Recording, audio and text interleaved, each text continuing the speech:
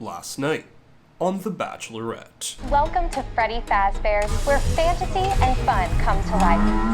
Okay. Welcome to Connecticut. Did you take me here to kill me or what? Tell me how to stop this. It's too late. Oh my god, what is that thing? Where to? It's a little grocery store. Why am I always gonna be weirdo? It's Hometowns week of The Bachelorette, the episode where some of the most important decisions are made, like which of these moms and dads production wants to poach for the Golden Bachelor and Bachelorette. And first up for their hometown is none other than Devon. On the first night, if you told me Devon was getting a hometown in Houston, Texas, I probably would not have believed you. If you had Pete Davidson, my sleep paralysis demon, the guy who only packed his American flag, and this guy... I have a really big, like a really big. If you had them marked in your top 4 based on vibes alone, I can't tell if I want to be friends with you or if your brain needs to be studied for science. So for this hometown, Jenn is in Houston, Texas, where Devon is going to introduce her to some of his friends. We're gonna be getting active, so I hope you stretch. I did it. Should we stretch right now? Show me your best Yeah, don't stretch. stretch now. Here they go. No. A running group? A running group? No. If you take me on a hometown date and the running group comes out, I'm going...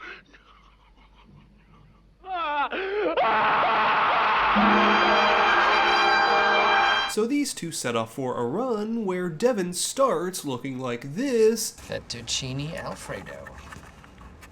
Time to carbo load. but ends the run looking like this. I ate more fettuccine Alfredo and drank less water than I have in my entire life. However, you know it's true love when you're drenched in sweat, but your lady still wants to hug all up on you. She accepts me for who I am 100%. Devon then introduces Jenn to a gal he loves even more than her, and we then move on to meeting Devon's humans. Here, Devon is very nervous as his family, including his biological father that he mentioned wasn't a part of his childhood growing up, well, this family isn't a traditional one. However, Jenn is very comfortable with that, as neither is her family. In fact, that was something that brought these two together, so Jenn has no problem opening up about all the wild things they've done on the show. He put on a little show for himself. Oh, we did like a whole strip show. It was He wore a G-string.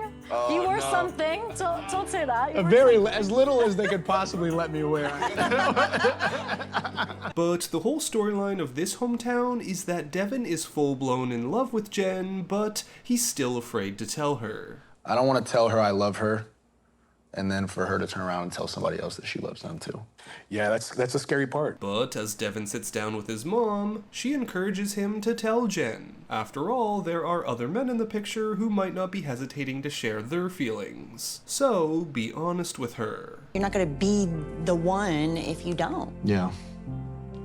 You're my hero. Oh, thank you, Devon. I love you, Mama. I love you. So, at the end of the night, Devon takes his mom's advice. Don't care anymore. I love you. I love you, Jen. I need you to know that, okay? Moving on to the next hometown, where Jeremy is in Connecticut and is showing Jenn around his favorite spots. My favorite park. Yeah, it looks really discreet. Did you take me here to kill me or what? Yeah, this whole hometown is going to be a fever dream. First, they head to Stu Leonard's, the evil Chuck E. Cheese of grocery chains. We're avocados, it's fresh and yummy, will fill your tummy. Absolutely terrifying. Yup, you're seeing it right. This is a hometown date in a grocery store filled with samples, walking down aisles, Jeremy's aunt randomly there. Oh my God. That's my aunt. What? Wait, I need to say. What? Oh, you know if my niece or nephew was on this show, I'd totally crash their date by accident, but not really. But alright, we're halfway through this date. What are we rating this Connecticut cursed Costco hometown so far? You already know what this is. Boom! Now for Jenn, this hometown is about seeing if Jeremy can move past the fun, jokey guy and also get serious. Which, if you meet Jeremy's mom, yeah, it's gonna get serious. Jeremy and Jenn, they have a good, sense of humor back and forth, but when she was named the Bachelorette, she described what she looks for in a guy.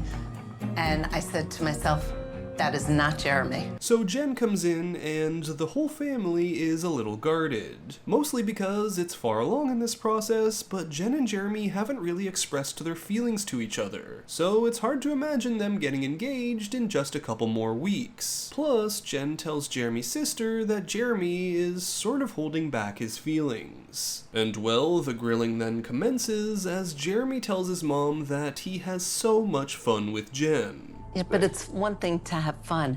Do you feel that you know her well enough that this is the person you want to spend the rest of your life with? I know, it's it's not not a game, it's not a show. True, very true, except for the show part. You're on a show right now. So Jeremy's mom then sits down with Jenn, who asks if Jeremy is ready to move past the fun and get serious about an engagement. I just met you. No. So it has a lot to do with you as a couple. I think if it was the right person, he could be ready. I don't know how you two really are together. You know what? I totally agree and understand where mom's coming from. I mean, she's being pretty serious and not giving the answers Jenn really wants, but I don't think she's being rude. Still, this leaves Jenn very conflicted as hometowns end, even after Jeremy pulls this out. And I know I haven't told you this, but I am falling for you. I love being with you, genuinely. Well, with that, the date is finished, and we're now moving on to hometown number 3 with Jonathan in San Diego. Here, these two are hitting the lacrosse field before Jonathan gets honest with Jenn. He's still got walls up after his last relationship, and that's affecting his ability to be completely open and vulnerable. My worst nightmare would be for you to be like, well, why do you love me? And me not be able to answer wholeheartedly and honestly. Alright, my dude saw the Sam M finasco and was like, yeah, I'm not gonna end up like that guy. But maybe a trip to see the family will help bring those walls down. And luckily, Jonathan's family is no stranger to the speedrunning relationships process. So we met on Tinder. We met online. And we said I love you on the 3rd date. Oh my God. And we've been together 7 years, married for 4. Wow, this couple even has the Bachelor people going. Slow down, try a little foreplay. But, like with Devon, Jonathan's family is here to tell him, hey man, if you're feeling it, you have to tell her. Because at this point, it's either lay it out or pack it up. You have to play big to win big, right? I agree. You could also lose big. But either way, you're going to be glad that you put everything in. So don't hold back if this is what you want. So this, mixed with Jonathan's family saying Jenn seems like a genuine person, means Jonathan is ready to take the risk and tell Jenn how he's feeling. Jennifer Tran. I am falling for you. Alright, someone has said I'm falling for you on a bench. That means this hometown is shut down, and we're now moving on to the final hometown in Tacoma, Washington with Marcus. And what's with the men meeting up with Jenn in places like this? Did you take me here to kill me or what? Now at this hometown, we're seeing the same script as pretty much all the other hometowns, where it's important for Jenn to see if Marcus is able to open up about his feelings. So the show just skips straight ahead to the meet the family portion of the day, where Jenn is meeting Marcus's sister and his friends, as his adoptive parents won't be there. So instead, Marcus is turning to Scott here, a sort of mentor and parental figure of his, to get some advice on being sort of stuck with his feelings for Jenn. But I think I'm kind of stuck somewhere between really, really liking someone and loving them. And Jenn definitely senses this from Marcus as well. But when Jenn sits down with Marcus's sister, it's here where she gets really reassured, as Gabriella tells Jenn that a lot of the traumas in Marcus's life have led to him putting up those walls. Just seeing him with you when you guys were walking in, I felt the energy and I felt the connection, and I've never seen him genuinely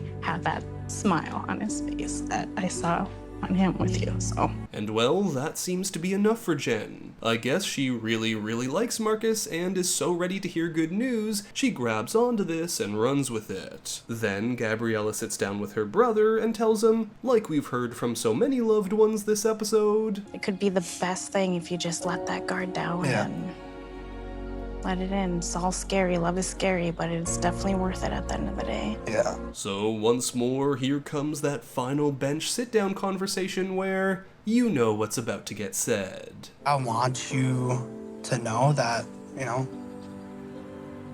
I am falling for you.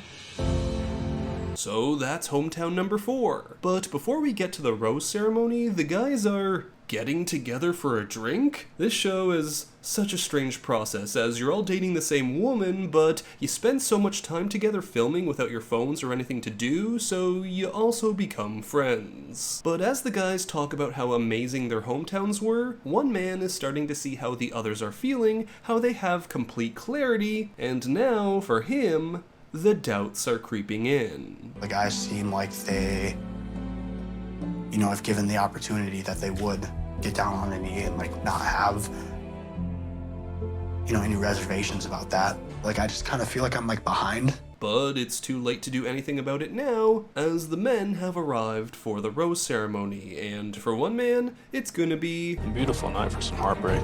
Ain't that the truth?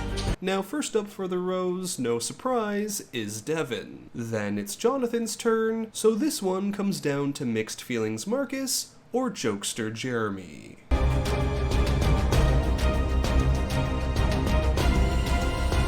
Marcus.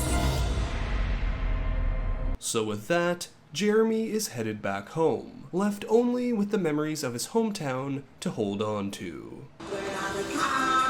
We're avocados. It's fresh and yummy. We'll fill your tummy. Move those hips.